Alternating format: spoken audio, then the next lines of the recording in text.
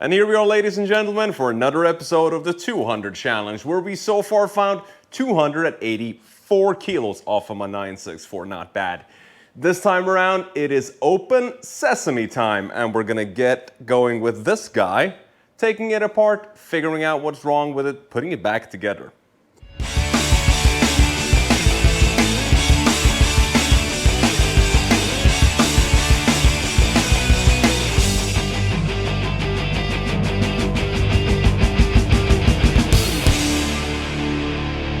But before we dig into this guy over here, I wanted to give you a little bit of a tour and update on what has happened since last time. Last time around, we were cutting into the dash, fixing that. I spent a lot of time since last episode with actually priming the car. I didn't make an episode of this because it was super messy. And for those of you that are smarter than me, you will know that don't try to paint your car in your garage because it turns into an absolute mess. Luckily, the result of the paint job was pretty good though. And let me show you a little bit what I did. So really what I've done is just put a layer of epoxy primer on the car. The car had been in the garage for 8 months after the acid dipping. I have a dehumidifier that runs here 24/7 all the time. So it was okay, but still there was a lot of prep work for me, just making sure that all the surfaces were perfect before I went at it. There was a lot of work in this area. If you follow me on Instagram, you will see what I did here with just putting a plate there behind it, then welding this area up so that it's completely smooth. Really happy with the result there. The rest, primed, of course. It looks white, nice, and a little bit of grayish. Now I can really relax with this, get into the engine stuff, get into the last of finishing the car before I do the final paint job on this one. Okay, here we go. This is my current engine and the last engine I built. It's a 3.8 with the GT3 crank and all kinds of goodies in. It ran really fantastic, this one. I was so happy about it. However, I had a few things with it that I intend to fix now before I put it back into the car.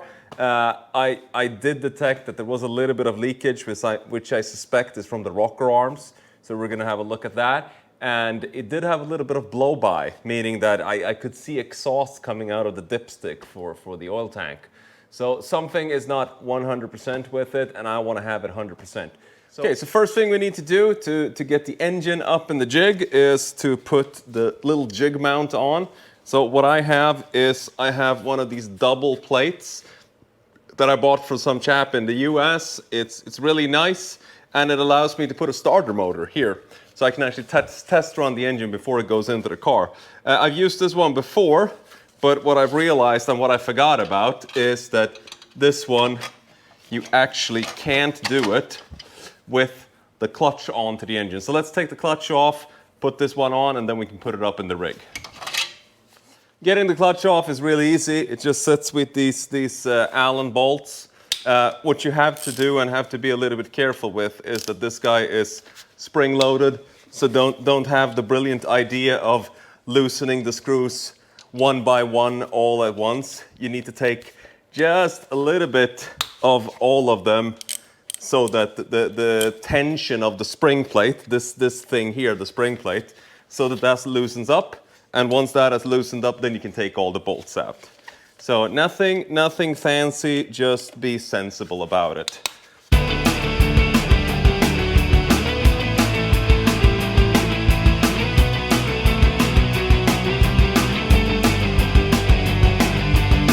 So as you unbolt this pressure plate, you can just take it off. And this one has a little bit of a brake plate here that pushes onto the lamella disc. And the lamella disc, this is actually what is attached to the gearbox, right? Okay, so we have the lamella plate and the pressure plate off. I did put the ring gear, this little piece here, I did put that back on with some short bolts here because I'm gonna test run and freewheel this engine before I put it back into the car, just to test my new harnesses, test my new intake, and just make sure that everything is dandy before I put it back into the car. That's also a very good way of checking so that you don't have any leaks. I wish I did that the last time. Okay, so we have this one in, and then what I do is I just stack up with with washers and things here just to make sure that this is completely flush against here.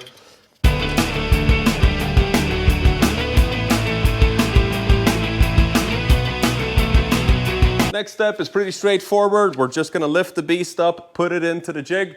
I have my little crane here with my overhead beam that I have here. I can lift 500 kilos with this, which is plenty sufficient considering that this engine here is, I think, 250, something like that. I'm going to weigh it later on. So really handy to have one of these cranes. If you don't have one, you need to get one because it's super cool as well.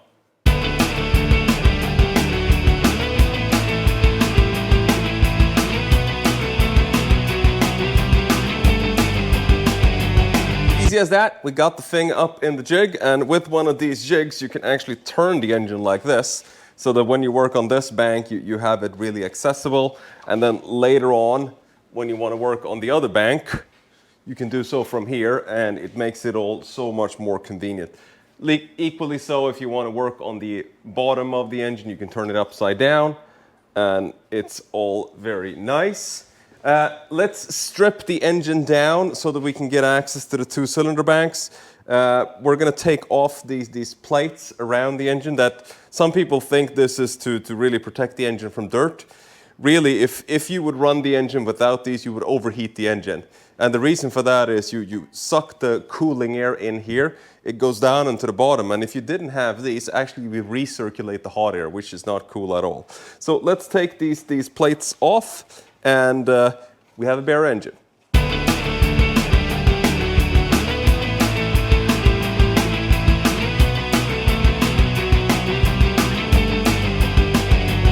Okay, so engine is starting to get naked now, not quite there yet. Let's have a look at some of the specialties that I have on my engine already. So first off is my belt system here. Some of the old vintage race cars, they had this to eliminate slip at very aggressive acceleration. At least I think that's the reason why. I bought this from Clevitt Engineering in the US. It's really nice. It doesn't give you anything extra really, but it looks really nice. Another thing that you see is a little bit different is that I don't have the big dual distributor here that you typically have. I've blocked that off, and I have a coil and plug system. So that means that every spark plug has its own distributor. And you'll see that in the engine bay as well. I don't have anything at all here, and I didn't have anything at all here previously as well. It's completely clean. So when you do this, you have to do a few other goodies as well. And looking over on this side, we see the coils again. And we see another thing, and that is this guy here. Typically the power steering sits here on the 964 unless you have an RS. And I've taken the power steering off here. I had it electrically with this pump in the front instead. And what I've installed here now is a home sensor. So this one tells the ECU whether you're on your compression stroke or if you're on your exhaust stroke, and it makes it easier to control these in a more controlled manner. You can see this as well. This is a 993 filter console. So what this does is that it filters the oil on the way into the engine. The typical 964 only filters the oil as it comes back from the engine. So here I have a dual filter concept just like in the 993. The reason the 993 has this is because the lifters that we will see in a while here, they are actually hydraulic, so they need a little bit better oil quality.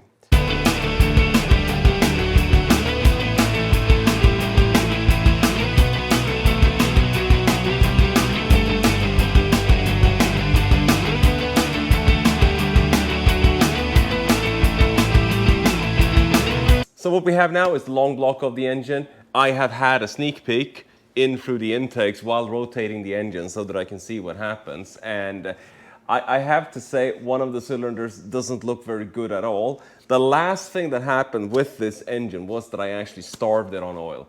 I made a mistake on the track, and one of the hoses in my oil tank, it busted. I didn't notice. So it ran dry on oil before I saw the oil light. So I need to maybe dig a little bit deeper than what I initially thought. So let's take one of the banks apart so we can look a little bit further inside.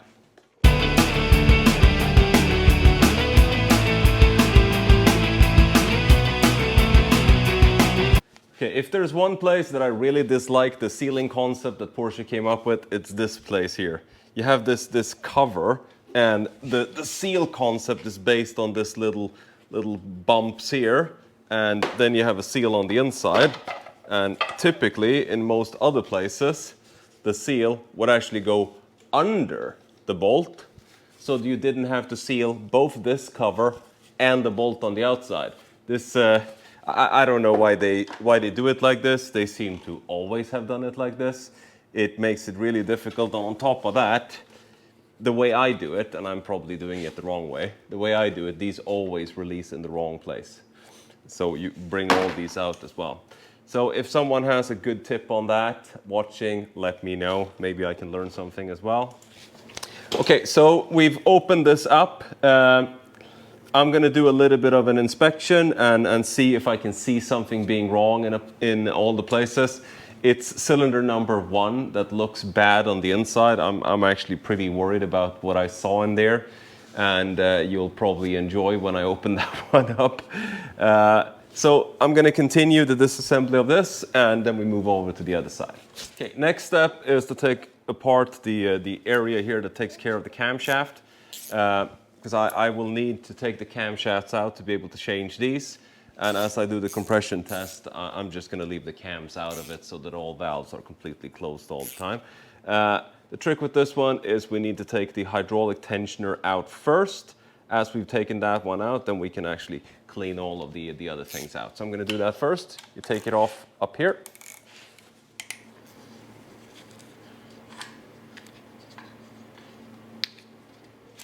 Here's another little sealing favorite of mine. So a lot of people, they have issues with their valve covers. And if you look at what you actually need to seal off here, this is the inside of the engine. And this is the outside of the engine. But you also have the little rocker shaft here. And this leaks on a lot of these engines. And it's not very easy to take care of. Sometimes on these engines you see sealant around this one here, and it's a really messy way of trying to solve that issue.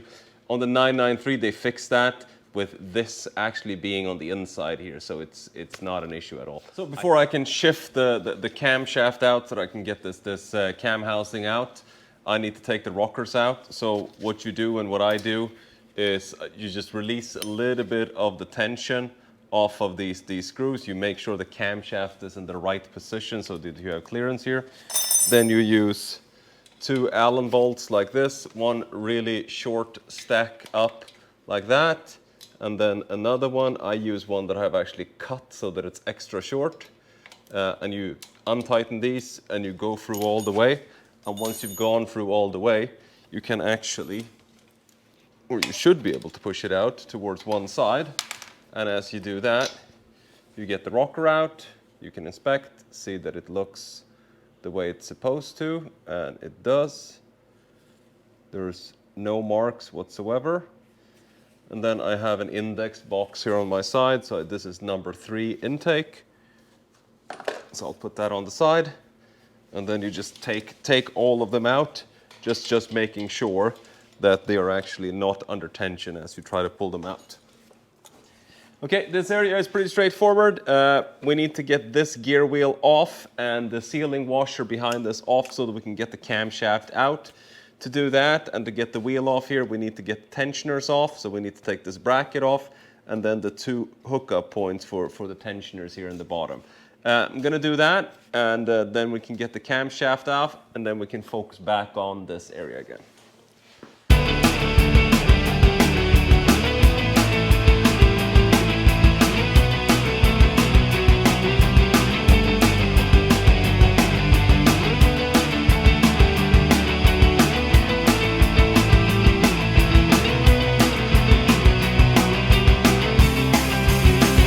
So got the cams out, they look beautiful, absolutely not a single mark on them anywhere.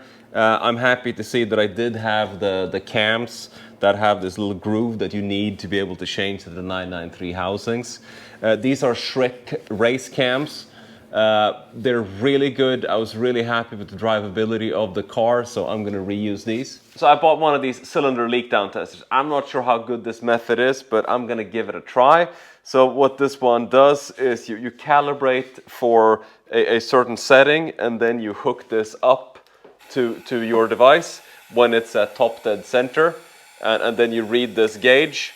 And actually what this gauge tells me is that there's the same amount of back pressure in this cylinder as it is if I do it in open air. So there's something really wrong in here. I'm gonna test some of the other cylinders just so that I get a reference, and that will help me as I diagnose further. Okay, so I did the leak down test using my brilliant device here, and I figured out that this and this cylinder, actually they seem to be behaving pretty okay. This cylinder is not okay, and there seems to be something very seriously wrong with that one. Now I'm in a pickle because you can do the next piece of disassembly in two different ways. You can either take the cam housing off and then take this cylinder head off, or you can take all cylinder heads off all at once. But since there doesn't seem to be anything wrong with these two cylinders, I'm going to take the cam housing off first and then take this cylinder off.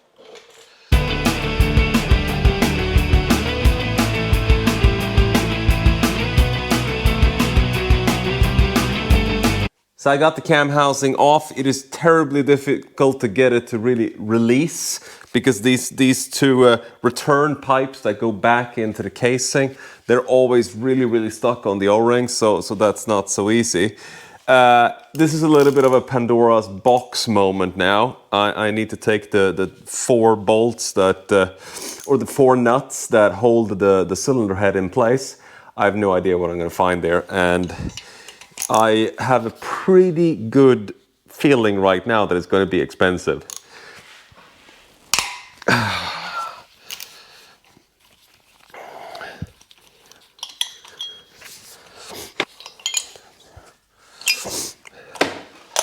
Okay, so here we go.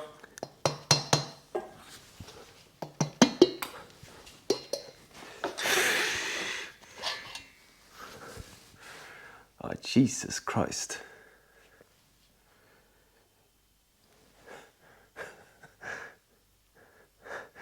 You won't believe this. I'll show you this one first. Look at this. So something has apparently had a pretty big rock and roll time in here.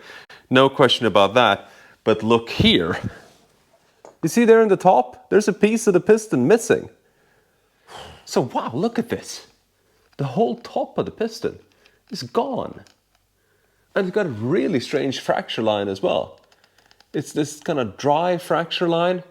So it almost looks like a material failure. Really strange, and of course you can see it's been a real rock and roll party in here for a while. I'm surprised that this actually made its way through. Good testament of how strong these engines actually are. So have you ever heard the story of the 964 owner that was going to do a light refurb? That doesn't exist, obviously, because when you dig in, you better be prepared to dig deep. This is obviously toast. I can see bits and pieces of the rings that are missing from there. They're actually tucked into this one. There seems to be a very large piece that is missing, though. So I wonder if that just got completely annihilated or what happened with that, because I can't find that anywhere. And I didn't notice anything while driving. So something's really wrong there. Good thing is, when I ported my heads, I ported a few extra. So here is a brand new one. Beautifully CNC ported, so I can just stick that in there. I need to find a new one of these. These are Capricorn, so I'm hoping that I can buy one from them. Let's see if I can do that. This needs to be replaced for a new one. So I'm going to do a little bit of soul searching here and see how far extra into this I'm going to dig. And I'm going to take some advice from some people that are smarter than me on how much further into this I should actually dig. Needless to say, we didn't find any weight saving today. And neither did I think I would today. I didn't think I was going to find this though. So next time, hopefully, we're going to put this back together. And I'll see you all then. Thank you very much.